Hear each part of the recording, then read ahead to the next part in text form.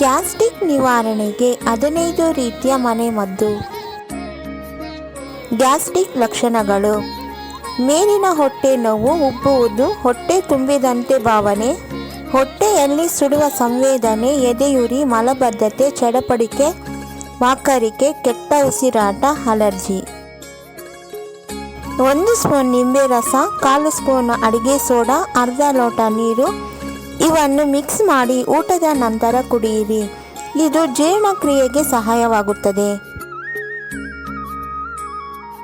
ಹೊಟ್ಟೆ ಉಬ್ಬರ, ಎದೆ ಉರಿ, ತೇಗಿನ ಸಮಸ್ಯೆಗೆ ಅರ್ಧ ನಿಂಬೆ ಹಣ್ಣಿನ ಹೋಳಿನ ಮೇಲೆ ಸ್ವಲ್ಪ ಅಡಿಗೆ ಸೋಡಾವನ್ನು ಹೋಳಿನ ಮೇಲೆ ಹಾಕಿ ಕಡ್ಡಿಯಲ್ಲಿ ನಿಂಬೆಯ ಹೋಳನ್ನು ಚುಚ್ಚಿದರೆ ನೊರೆ ಬರುವುದನ್ನು ಬಾಯಿಗೆ ಹಿಂಡಿಕೊಳ್ಳಿ.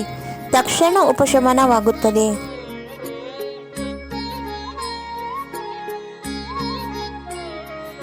1 ಚಿಕ್ಕ ಚಮಚ ಹಸಿ ಶುಂಠಿಯ ರಸ, 1 ಚಿಕ್ಕ ಚಮಚ ಲಿಂಬೆ ರಸ ಇದನ್ನು ಕಲಸಿ ಊಟದ ನಂತರ ಸೇವಿಸುವುದು, ಅಥವಾ ಹಸಿ ಶುಂಠಿಯಿಂದ ಟೀ ತಯಾರಿಸಿ ಕುಡಿಯುವುದರಿಂದ ಹೊಟ್ಟೆಯಲ್ಲಿರುವ ಗಾಳಿ ಬಿಡುಗಡೆಯಾಗಲು ಸಹಾಯ ಮಾಡುತ್ತದೆ.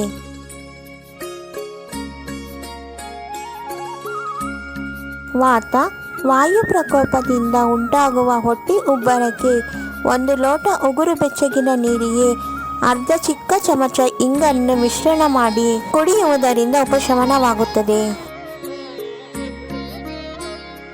ವಾಯು ಪ್ರಕೋಪಕ್ಕೆ ಜೀರಿಗೆ ನೀರಿನಲ್ಲಿ ಚೆನ್ನಾಗಿ 10 ರಿಂದ 15 ನಿಮಿಷಗಳ ಕಾಲ ಕುದಿಸಿ ಸೋಸಿ ಊಟದ ನಂತರ ಉಗುರು ಬೆಚ್ಚಗೆ ಕುಡಿಯುವುದರಿಂದ ವಾಯು ಪ್ರಕೋಪ ತಡೆಯಬಹುದು.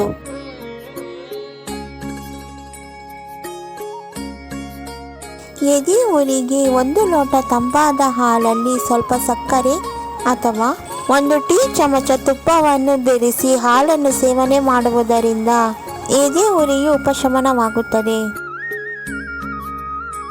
ಹೊಟ್ಟೆಯ ಭಾಗದ ಗ್ಯಾಸ್ಟ್ರಿಕ್ ಮತ್ತು ಎದೆ ಉರಿಯ ಸಮಸ್ಯೆಗೆ ಏಲಕ್ಕಿಯ ಪುಡಿಯನ್ನು 1 ಲೋಟ ನೀರಿನಲ್ಲಿ ಹಾಕಿ ಚೆನ್ನಾಗಿ ಕಲಸಿ ಕುಡಿಯುವುದರಿಂದ ನಿಮಗೆ ಪರಿಹಾರ ಸಿಗುತ್ತದೆ. ಗ್ಯಾಸ್ಟ್ರಿಕ್ ಆಸಿಡಿಟಿಯ ಸಮಸ್ಯೆ ಕಂಡುಬಂದಾಗ ಮಜ್ಜಿಗೆಯಲ್ಲಿ ಸ್ವಲ್ಪ ಕುಟ್ಟಿದ ಕರಿಮೆಣಸಿನ ಪುಡಿ ಅಥವಾ ಕೊತ್ತಂಬರಿ ಸೊಪ್ಪು ಹಾಕಿ ಸೇವಿಸಿದರೆ ಉತ್ತಮ ಫಲಿತಾಂಶವನ್ನು ಕಾಣಬಹುದು. ಆಸಿಡಿಟಿಯು ಕಂಡುಬಂದ ಕೂಡಲೇ ಕೆಲವು ತುಳಸಿ ಎಲೆಗಳನ್ನು ತಿನ್ನಿರಿ, ಅಥವಾ 1 ಲೋಟ ನೀರಿಗೆ ಕೆಲವು ತುಳಸಿ ಎಲೆಗಳನ್ನು ಹಾಕಿ ಸ್ವಲ್ಪ ಹೊತ್ತು ಕುದಿಸಿ ಕುಡಿಯಿರಿ. ಇದನ್ನು ನಿತ್ಯವೂ ಸಹ ಕುಡಿಯಬಹುದು. ಹೊಟ್ಟೆ ಉರಿ, ಹೊಟ್ಟೆ ಉಬ್ಬರವಿದ್ದರೆ ನಿಂಬೆ ಹಾಗೂ ಸಕ್ಕರೆಯ ಪಾನೀಯವನ್ನು ಸೇವಿಸುವುದರಿಂದ ಉಪಶಮನವಾಗುತ್ತದೆ.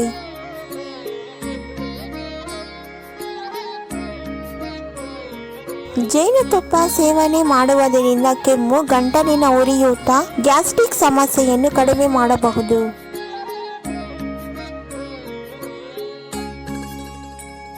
ಗ್ಯಾಸ್ಟ್ರಿಕ್ ಸಮಸ್ಯೆ ಕಂಡುಬಂದಾಗ 1 ಲೋಟ ಎಳನೀರನ್ನು ಕುಡಿಯುವುದರಿಂದ ಸ್ವಲ್ಪ ಹೊತ್ತಿನಲ್ಲಿ ಉಪಶಮನವನ್ನು ಮಾಡಬಲ್ಲದು.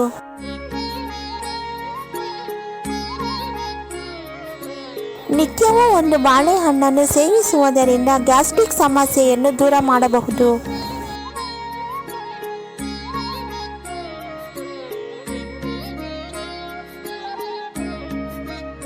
ಬೆಳ್ಳುಳ್ಳಿಯ ಎಳಸನ್ನು ನಿಯಮಿತವಾಗಿ ತಿನ್ನುವುದರಿಂದ ಜೀರ್ಣಕ್ರಿಯೆಗೆ ಸಹಾಯ ಮಾಡುತ್ತದೆ.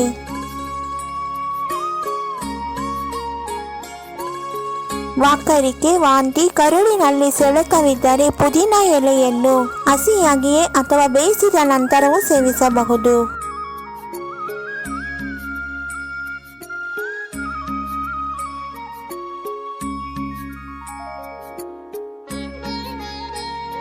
ನಮ್ಮ ವಿಡಿಯೋ ನೋಡಿದ್ದಕ್ಕಾಗಿ ತುಂಬ ಧನ್ಯವಾದಗಳು ಸ್ನೇಹಿತರೆ.